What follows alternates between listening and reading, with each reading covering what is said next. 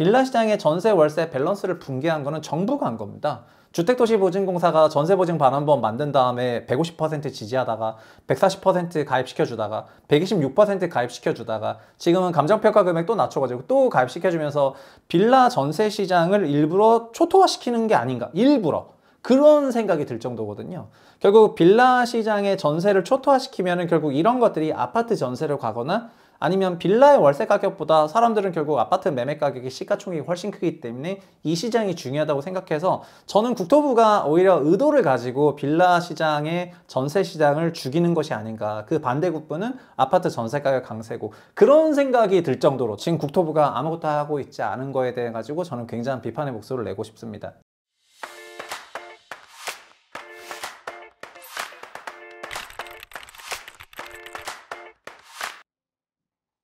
안녕하세요. 최상욱의 부동산 심부름센터 센터장 최상욱입니다.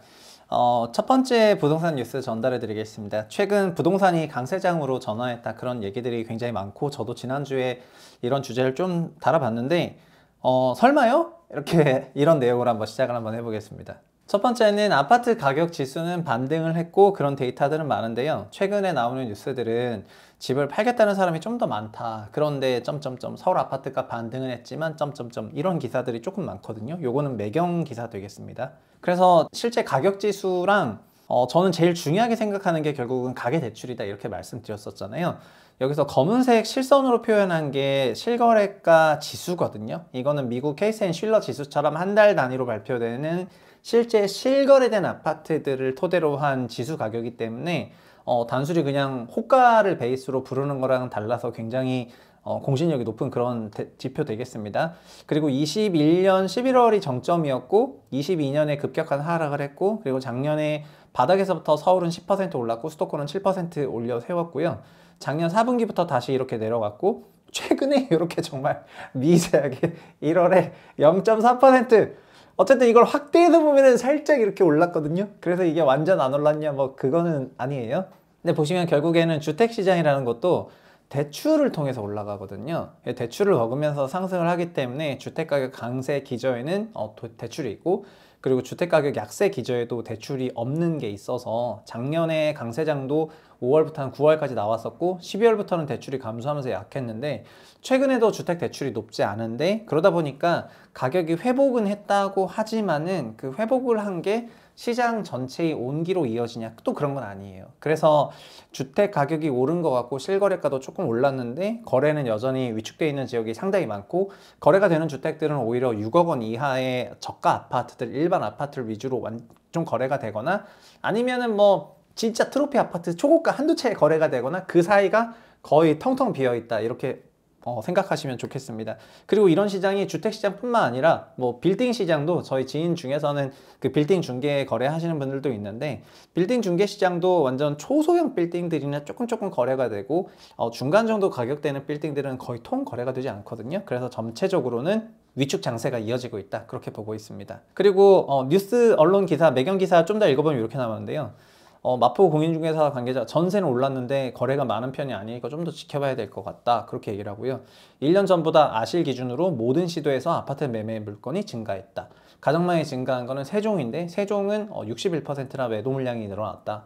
그리고 서울은 59,000에서 83,000으로 약 40% 정도 늘었고, 21년 고점기는 매매 물건이 38,4만 개인데 3년 새에 지금 83,000이다 보니까 매도 물량이 쌓였다는 거예요. 결국 매도 물량이 쌓여 있기 때문에 그거를 뚫고 올라갈 만한 거래를 소위 소화하면서 가는 그런 강세장이 아니라 그냥 매도 물량 쌓여 있는데 거기서 거래들이 뜨문뜨문 되고 있기 때문에 우리가 체감하는 21년, 20년 시장 같은 그런 시장 분위기는 전혀 아니고 19년, 18년 그런 분위기도 아니고 지금 약간 다들 좀 불안불안하게 바라보고 있는 그런 국면이다, 이렇게 말씀드리겠습니다. 반면 전세 물건은 굉장히 빠르게 줄어들고 있는데 1년 전보다 전세는 서울은 약 28.9% 줄었고 경기는 27%, 인천은 38% 줄었습니다. 그래서 매매를 보면은 서울 기준 83,000건으로 매도 물량이 올라왔고요. 경기도도 15만 건으로 올라갔거든요. 우리가 서울만 늘었다가 아니라 경기도도 매매 물량이 늘었기 때문에 전국적으로 현재 매도가 쌓여있는, 이거를 주식으로 치면은 구름대라 하잖아요.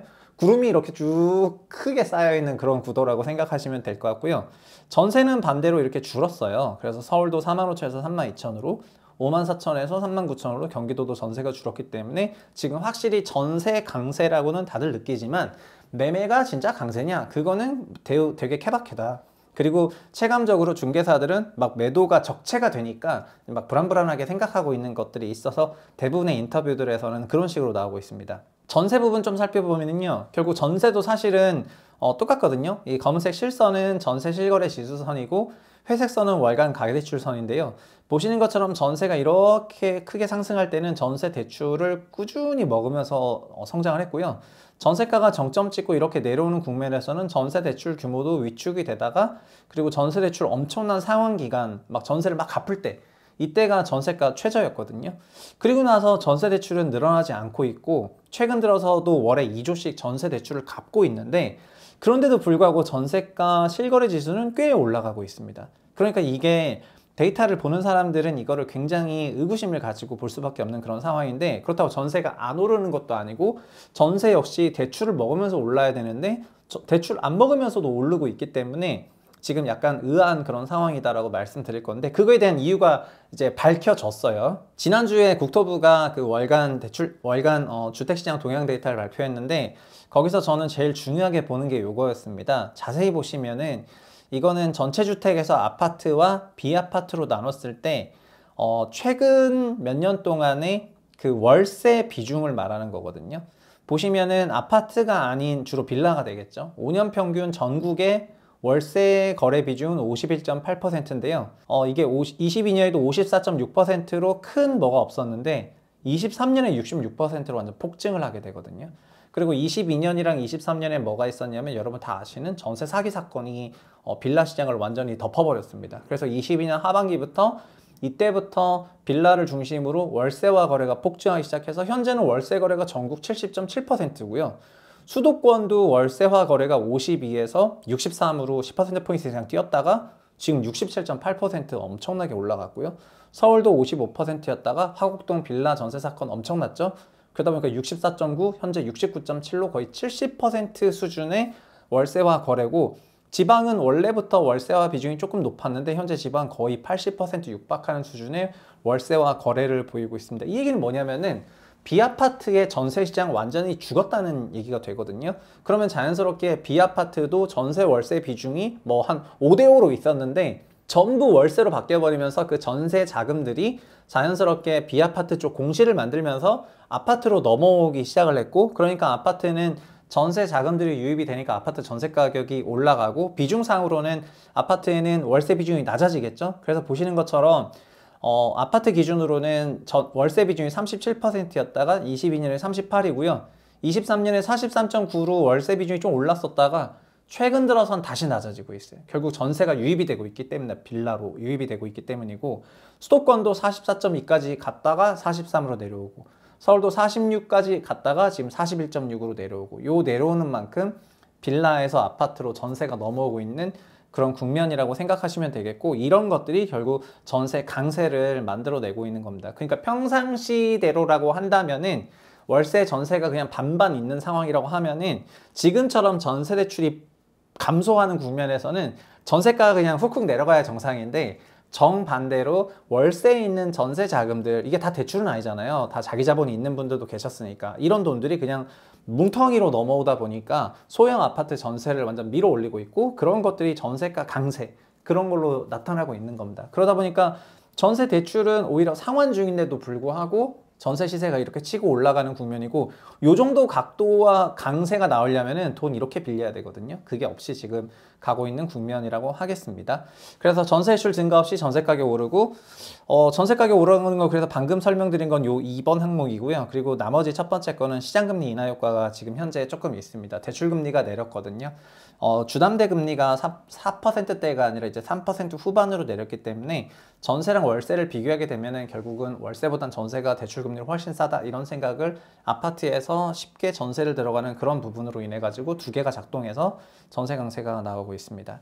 그래서 전세값이 강세되다 보니까 계속해서 나오는 레파토리가 아파트 매매 시장 pot바람 불까? 전세가 올라가면은 결국 전세가 매매가 밀어 올린다고 생각을 하고, 이런 것들이 올해 주택시장에 갖고 있는 그 자신감의 근간인 거거든요. 그러니까 한국 주택시장은 주택을 전세 끼고 매수한 갭 투자자들이 주택 시장이 어떻게 보면은 그 큰 세력들이라고 할 수가 있는데, 큰 손들이라고 하겠습니다. 주식시장의 큰 손들처럼 주택시장 역시 그런 큰 손들이 있는데, 이런 큰 손들이 전세가 빠졌을 때는 현금흐름 문제가 생기니까 집도 내다 팔고 시장을 보수적으로 봤는데, 지금은 전세가 올라가고 있으니까 매매 가격은 크게 안 올라가고 있지만 심리적으로는 굉장히 안정하면서 그냥 올해 지금 전세가 오르고 있으니까 결국 나도 올해 하반기 되면은 역전세로 돈 안 내줘도 되고, 그러면 전세가 오르는 만큼 좀 받고 어느 정도 집을 안 팔더라도 준 매도한 그런 효과도 나고 하면서 괜찮이 버틸만해, 이런 생각을 할 거거든요. 결국 이런 근간을 만들어낸 배경이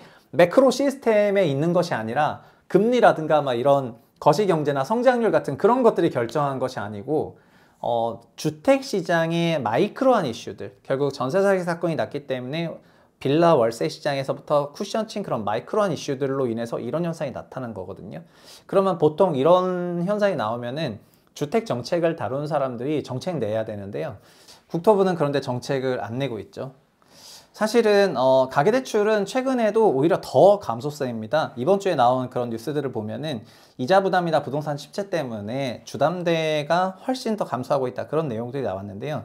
데이터는 결국은 4월 둘째 주에 나오는데, 오늘 4월에 미리 좀 이걸 내다보면은 지금 3월 28일까지 이렇게 가계대출이 마이너스 1조 원, 마이너스 2조 원 이렇게 내려간 거는 주택담보대출이나 다른 가계대출 감소세가 엄청나다는 걸 의미하거든요.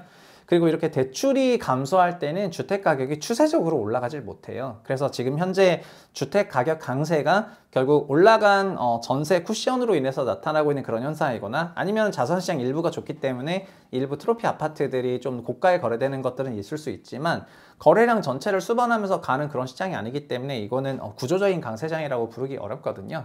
그런데 제가 이런 구조적 강세장은 아닌데 그냥 주택가격이 좀 오르고 있다라고 얘기를 했더니 또 갑자기 저한테 뭐 태세 변화했냐 이렇게 온통 댓글들을 다셔가지고 저도 좀 당황해서 말씀을 드리는 건데, 시장의 자연스러운 강세장은 대출을 먹으면서 자라가는 강세장이고, 대출은 결국 소득에 기반을 하고 있는 거고, 현재 소득 대비 주택가격이 너무나 높은데 소득이 좀 올라가더라도 그만큼 대출을 받을 수 있고, 그거 결국 주택 대출을 받으면서 집을 살 수 있는 그런 구매력이 없는 상태인데 어떻게 구조적 강세장이 와요? 그러니까 구조적 강세장에 대해서는 저는 13년부터 한 뭐 20년까지는, 21년은 이제 저금리 효과도 있으니까 그런 데는 좀 있었다고 생각하지만, 현재는 구조적 강세장 올라면 한참 남았다, 그렇게 개인적으로 생각을 하고 있습니다. 그리고 정부에 대해서 저는 비판의 목소리를 좀 더 높이고 있는 게 그런 건데요. 빌라 시장의 전세 월세 밸런스를 붕괴한 거는 정부가 한 겁니다. 주택도시보증공사가 전세보증 반환보험 만든 다음에 150% 지지하다가 140% 가입시켜주다가 126% 가입시켜주다가 지금은 감정평가 금액 또 낮춰가지고 또 가입시켜주면서 빌라 전세 시장을 일부러 초토화시키는 게 아닌가, 일부러 그런 생각이 들 정도거든요. 결국 빌라 시장의 전세를 초토화시키면 결국 이런 것들이 아파트 전세를 가거나, 아니면 빌라의 월세 가격보다 사람들은 결국 아파트 매매 가격이 시가총액이 훨씬 크기 때문에 이 시장이 중요하다고 생각해서, 저는 국토부가 오히려 의도를 가지고 빌라 시장의 전세 시장을 죽이는 것이 아닌가, 그 반대급부는 아파트 전세 가격 강세고, 그런 생각이 들 정도로, 저 원래 이런 음모론 좋아하지 않지만 최근에 넷플릭스 3채를 재밌게 봤기 때문에 외계 문명으로부터 400년 정도 걸려가지고 우리 전 세계를 침공하는 그런 외계 문명이 있는 시대인데, 여튼 그런 음모론을 갖고 있을 정도로 지금 국토부가 아무것도 하고 있지 않은 거에 대해 가지고 저는 굉장한 비판의 목소리를 내고 싶습니다. 사실 주택시장 결국 매크로, 마이크로가 작동을 하거든요. 매크로는 금리, 뭐 대출, 성장률 이런 이슈고, 매크로가 변하면은 마이크로한 주택시장에 영향을 미치죠. 마이크로는 수요 공급 정책이라든가 임대차 정책이라든가 여러 정책들이거든요. 그런데 지금 주택시장에서 나타나는 거는 빌라 시장에 있는 전세 등등 이런 마이크로한 이슈가 마이크로하게 시장에 영향을 주는 거거든요. 이런 거는 국토부가 결국 마이크로한 수요 공급 정책을 통해 가지고 풀어야 될 건데, 여기서부터 손 놓고 있으니까 저는 거의 뭐 준배임이라고 개인적으로 생각을 하고 싶습니다. 일 좀 하세요, 국토부. 감사합니다. 다음 시간에 뵙겠습니다.